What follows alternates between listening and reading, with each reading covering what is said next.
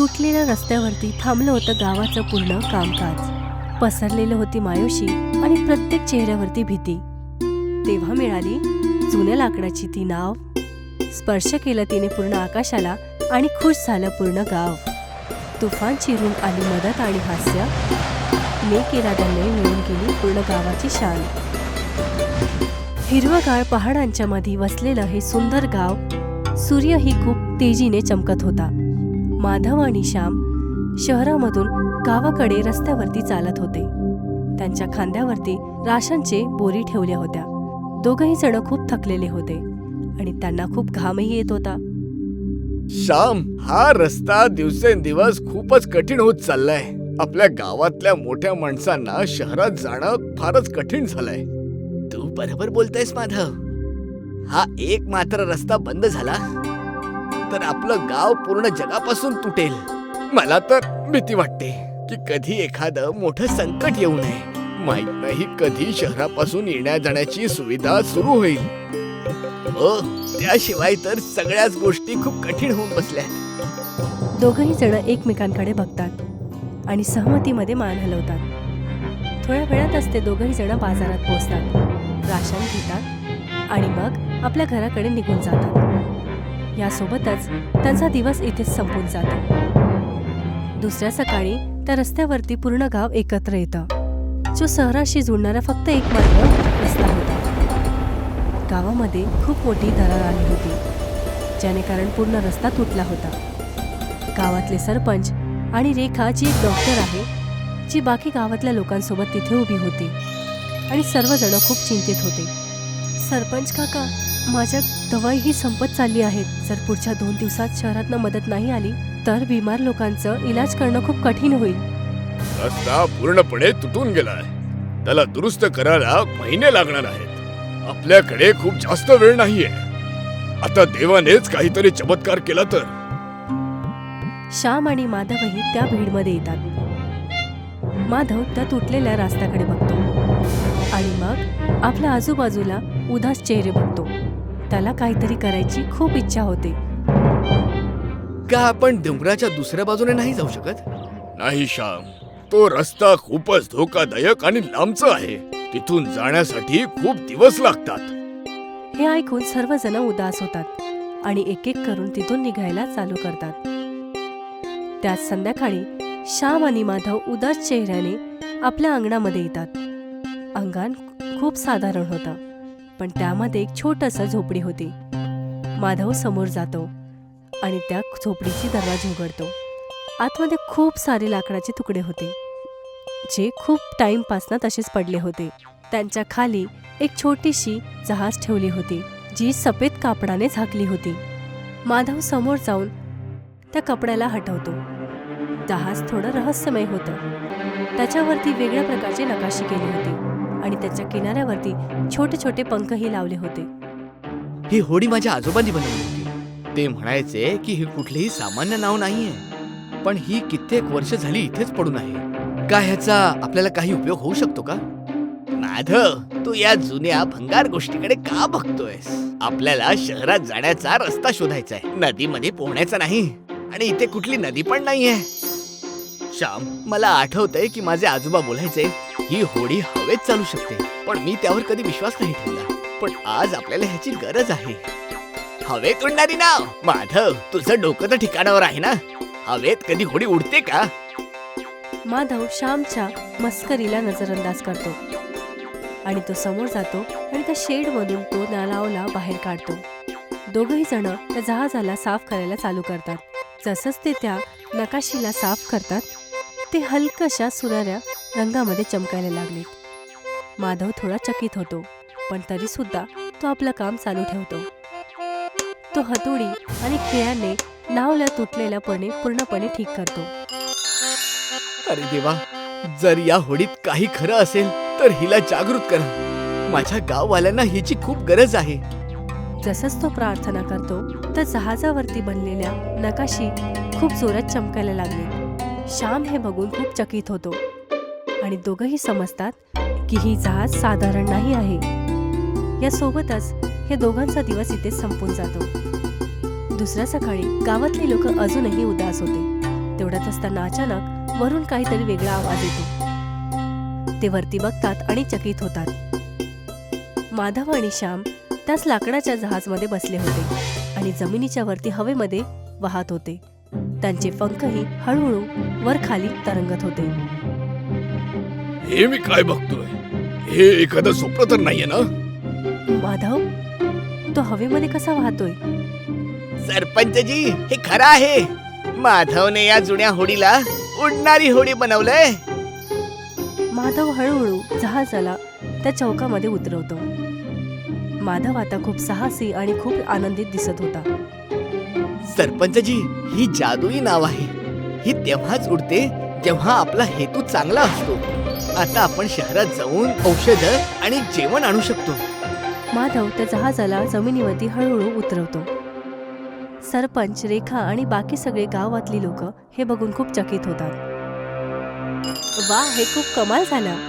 काय मी पण तुमच्यासोबत येऊ शकते? नक्कीच. चला, आपण सगळे शहरातून गरजेचं सामान घेऊन येऊया. रेखा सहमतीमध्ये आपली मान हलवते आणि थोड्या वेळातच त्या जहाजावरती चढते. जहाज हळूहळू वरती जातो आणि मग ती जहाज शहराकडे निघून जाते. रस्त्यामध्ये ते तुटलेले रस्ते आणि गावातले सुंदर नजाऱ्यांना बघत निघून जातात. ती जहाज हळूहळू अजून उंचावरती उडते. अरे वा, हे बघ माधव, ढग आपल्या किती जवळ आहेत. मी इतर ढगांना हात लावू शकतो. माधव, तू पूर्ण गावातली उमेद जागवली आहेस. पण आपल्याला आता लवकर करावं लागेल. संध्याकाळ पण होते आणि आपल्याला परत पण जायचंय. काळजी नको करूस रेखा. या होडीला खूप जास्त गती आहे. आपण थोड्याच वेळात शहरामध्ये पोहोचणार आहोत. माधव जहाजाला समोर उडवतो. थोड्या वेळातच जहाज शहरापासून काही मीटर दूर जाऊन उभी राहते. तिघही जण नाववरनं खाली उतरतात. माधव एक सफेद कपडा काढतो. तो जाताना त्या जहाजाला ढाकतो. अरे पण असं का? मला नकोय की ही नाव कोणी चोरी करावी किंवा ही कुठल्या चुकीच्या हातात जावी. श्याम आणि रेखा हे समजून जातात. ते जहाजाला पूर्णपणे लपवून शहराकडे निघून जातात. ते लगेचच दुकानावरती जातात. पीठ, तांदूळ आणि दवाईचे डब्बेही विकत घेतात. थोड्या वेळातच ते तिथे परत येतात आणि सर्व काही सामान त्या जहाजामध्ये ठेवतात. माधव, होडी आता खूप जड झालीये. काही आता पण उडू शकते. जोपर्यंत आपला हेतू दुसऱ्यांची मदत करणं आहे, ही नाव आपली साथ नाही सोडणार. चला, आता निघण्याची वेळ झालीये. ते परत त्या जहाजामध्ये चढतात. माधव स्टेरिंग सांभाळतो आणि जहाज हळूहळू जमिनीवरनं वरती उठायला लागली आणि तिघही जण गावाकडे जायला परत जातात. परत जाताना रस्त्यामध्ये वातावरण पूर्ण चेंज होतं. आकाशामध्ये पूर्ण काळे वादळ येतात आणि जहाजही खूप जोरात हलायला लागते आणि नावही चालताना खूप धडपड होते. माधव, आता वादळ येणार आहे. तर आपण सुरक्षित पोहोचू शकणार? मला माहित होतं आपण इतक्या उंचावर नाही यायला हवं होतं. आता आपण काय करायचं? जहाज आता एका साईडला वाकत होते आणि धान्याने भरलेला एक भारी घोडा तो खाली पडत होता. तर तेवढ्यातच श्याम त्याला सांभाळतो. माधव जहाजाला सांभाळायचा प्रयत्न करतो. पण जहाज ही लगातार कापत होते. आता त्याला नियंत्रण करणंही मुश्किल होत होतं. घाबरू नका. आपल्याला एकमेकांना साथ द्यायला हवी. श्याम, तू सामान पकड. रेखा, तू नावेचा तोल सांभाळण्यासाठी मला मदत कर. तेवढ्यातच अचानक पाऊस यायला लागला. जहाजाचे पंखही भारी व्हायला लागले. जहाज हळूहळू मागे जाते आणि मगच ती जंगलामध्ये पडायला लागली. माधव, नाव खाली जाते. आपण खाली पडतोय. नाही, आपल्याला हार नाही मानायची. लक्षात ठेवा, गाववाले आपली वाट बघताय. जर आपण नाही पोहोचलो तर आजारी माणसं बरी नाही होणार. आपल्याला त्यांच्यासाठी हे करावंच लागेल. माधव आपले डोळे बंद करतो आणि पूर्ण ताकदने त्या जहाजाला सांभाळायचा प्रयत्न करतो. रेखा आणि श्यामही त्याची मदत करण्यासाठी उभे राहतात. दोघंही जण माधवचा हात पकडतात आणि त्या हलणाऱ्या जहाजाला सांभाळायचा प्रयत्न करतात. तर तेवढ्यातच ती अचानक चिन्ह जोरजोरात चमकायला लागलं. ते जहाजाच्या चारीकडे एक सुनेरी ढाल बनते, जेणेकरून ते मोठं वादळ आणि पावसाने वाचतात. हळूहळू ती जहाज नियंत्रण येते आणि त्या वादळांमधून ती स्थिर राहून उडायला लागली. संध्याकाळ होते तर दुसरीकडे आता आकाश पूर्णपणे साफ झालं होतं आणि वादळही थांबलं होतं. ते तिघही जण अजूनपर्यंत परत नव्हते आले. सरपंच आणि बाकी गावातली लोक आकाशाकडे बघत होते. वादळामुळे सगळेजण खूप चिंतेत होते. हे देवा, त्या मुलांचं रक्षण कर. ते आमच्यासाठी आपला जीव धोक्यात घालायला गेलेत. सर्वजण गावातली लोक सरपंच बरोबर चिंतेत राहून प्रार्थना करतात. तर तेवढ्यातच त्यांना आकाशामध्ये काहीतरी दिसतं. तर ती आकाशामधून उडून ती जहाज त्यांच्या समोर येते आणि गावातली लोक खूप आनंदित होतात. जहाज हळूहळू गावातल्या लोकांच्या समोर उतरते. माधव, त्यामधून रेखा आणि श्याम बाहेर येतात. ते दमलेले होते पण त्यांच्या चेहऱ्यावरती खूप मोठ्याचं हास्य होतं. आम्ही परत आलो आणि आम्ही खूप सारं सामान घेऊन आलोय. सर्व गावातली लोक आनंदित होते. माधव, आज तू हे सिद्ध केलंस की सगळ्यात मोठी ताकद जादूमध्ये नाही तर माणसाच्या हेतूमध्ये असते. सरपंचजी, हे सगळं आम्हा तिघांमुळे शक्य झालंय. जर श्याम आणि रेखाने मला साथ दिली नसती तर मी वादळाचा सामना नाही करू शकलो असतो. आणि आता आपल्याला रस्ता ठीक होण्याचा वाट बघायची गरज नाही. आता ही जहाज आपल्या नेहमी कामात येणार. सर्व गावातली लोक त्या जहाजाला कृतज्ञतेच्या नजरेने बघत होते. यासोबतच हा दिवस त्यांचा इथेच संपून जातो. काही दिवसानंतर गावामध्ये परत शांती होते. तो मोठा दगड अजूनही तिथेच होता. पण आता गावातल्या लोकांना आता भीती नाही वाटत. त्यांना माहिती आहे की ते फसलेले नाही आहेत. माधव आणि श्याम परत आता जहाजाची सफाई करतात. ते शहरात जाऊन परत सामान आणण्याचा प्रयत्न करतात की कारण तुटलेल्या रस्त्याला परत ठीक करू शकतील. माधव, का आता मी सुद्धा ही नाव चालवण्यासाठी तुला साथ देऊ शकतो?